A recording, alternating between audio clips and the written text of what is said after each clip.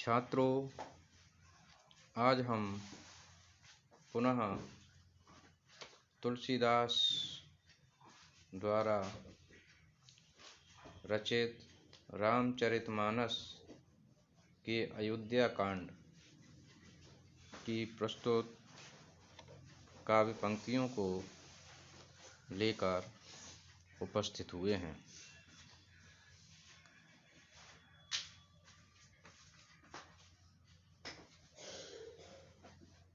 इन काव्य पंक्तियों का प्रसंग रानी कैकेयी के क्रोध और महाराजा दशरथ की व्यवस्था को दर्शा रहा है। रानी कैकेयी अपनी हठ धर्मता को छोड़ने के लिए तैयार नहीं हैं और उनके समक्ष महाराजा दशरथ लाचार और असहाय प्रतीत हो रहे हैं। तो आइए छात्रों, जानते हैं इन काव्य पंक्तियों को। देख व्याधि असाधु नृप परेउ धरन धुनिमाथ, कहत परम आरत वचन राम राम रघुनाथ। कि देख व्याधि असाध नृप राजा, असाध जिसे साधा ना जा सके, ऐसी व्याधि को देखकर जो असाध्य रोग होता है, ऐसे असाध्य रोग को देखकर महाराजा दशरथ अपने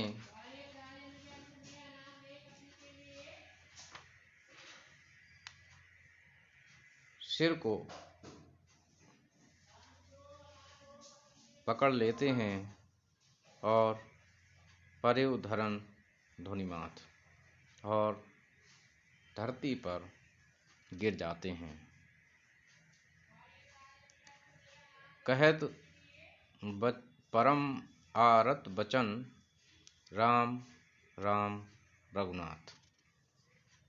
और कहत परम आरत वचन, और अत्यंत ही आर्त वचनों में, दुखपूर्ण वाणी में अपने बड़े बेटे श्री राम को पुकारते हैं, हे राम हे राम। और रघुनाथ को भी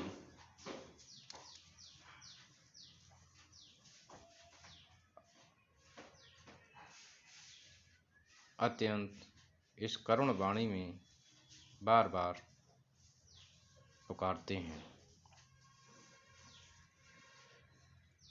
परंतु कैकेयी का हृदय पसीजता नहीं है। व्याकुल राउद शिथिल सब गाता, करिन कल्पतरु मनहु निपाता। कंठ सूक मुख आब न बानी, जनु पाठीन दीन बिनु पानी। कि व्याकुल राउद शिथिल सब गाता,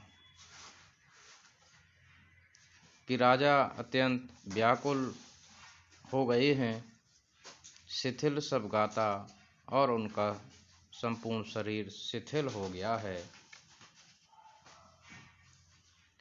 करिन कल्पतरु मनहु निपाता, और ऐसा प्रतीत हो रहा है मानो हथिनी ने कल्प वृक्ष की जड़ों को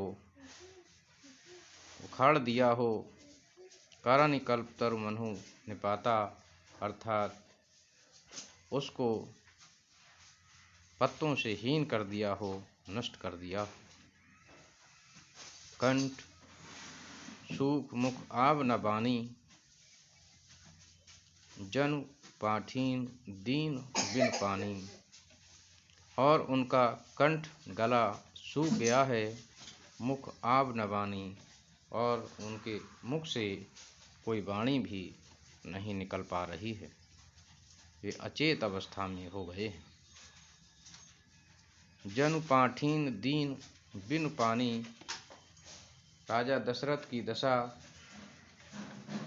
ठीक वैसे ही हो गई है, मानो पानी के बिना पहिना नामक मछली की हो जाती है।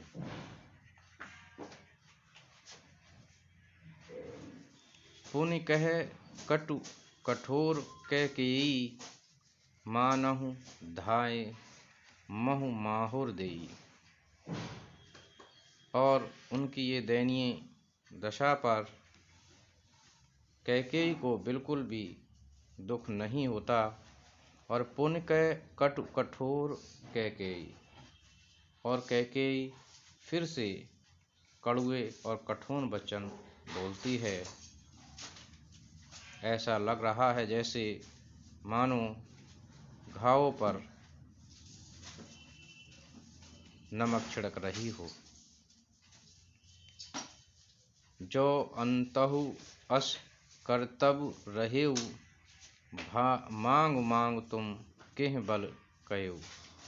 जो अंतहु अस करतब रहेउ, और ये कहती है कि जब तुम्हें ऐसा ही अंत करना था, अपने वचनों से यदि तुम्हें पलटना ही था, तो उस समय भला तुमने क्यों कहा मांग मांग तुम केह बल केहू। अर्थात उस समय वरदान देने के लिए बार बार क्यों कहा कि हे रानी, बार बार वरदान मांगने के लिए मुझसे क्यों कहा। कि दुई की होई एक समय भुआला, हसिब उठाए फूलाव माला। और कहती है कि दोनों काम एक साथ नहीं हो सकते हैं। कि हे राजन, दोनों काम एक साथ नहीं हो सकते हैं। हसब उठाई फुलाव माला, कि या तो हंस लिया जाए या फिर मुंह फुलाकर बैठ लिया जाए। दोनों ही कार्य एक साथ कर पाना ये संभव नहीं है। कि दान कहेउ अरु कृपनाई, होय के ये खेय कुशल रौताई। कैकेयी आगे कहती है कि एक तरफ तो दान दाता बने फिरते हैं, और दूसरी तरफ कंजूसी भी करते जाते हैं, तो ये दोनों कार्य भला एक साथ कैसे संभव हैं। होय की खे कुशल रौताई, अर्थात राजपूतों में क्षेम कुशल भी रह सकती है, अर्थात कि उन्हें अपनी बात से मुकरना नहीं चाहिए। कि छाणऊ बचन कि धीरजु, जन अबला जिम करना करहु। और तनु प्रिय तनय धाम धरनी, सत्य संग कहूँ नृप सम बरनी।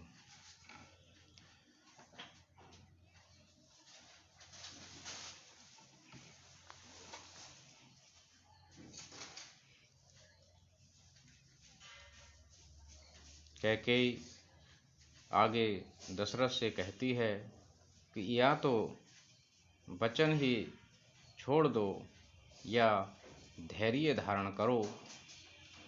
यूं असहाय स्त्रियों की भांति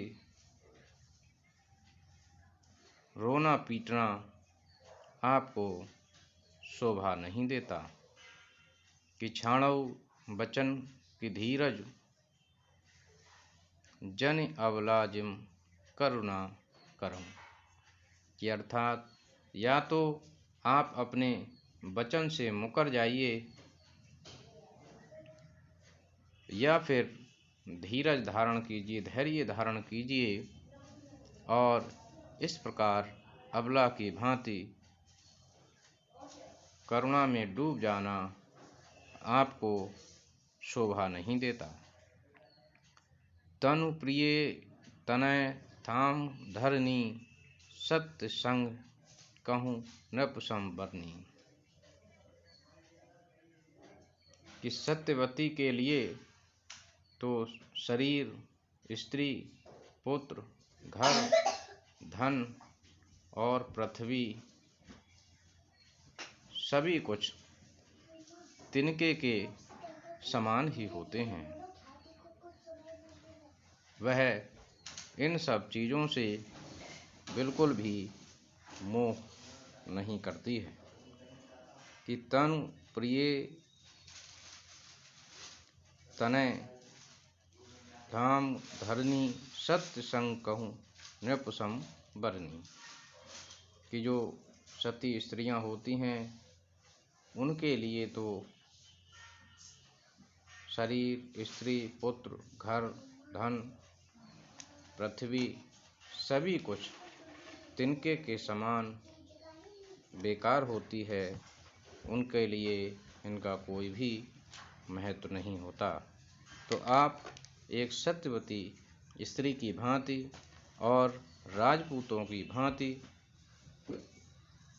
धैर्य धारण कर उनका अनुकरण कीजिए या फिर आप अपने वचनों से मुकर जाइए।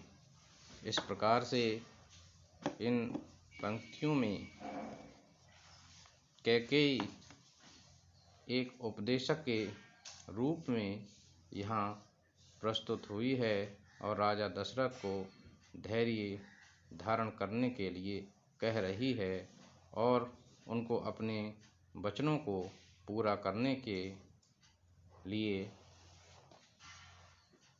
उनको मना रही है। तो मैं समझता हूँ छात्रों आपने इसको समझा होगा।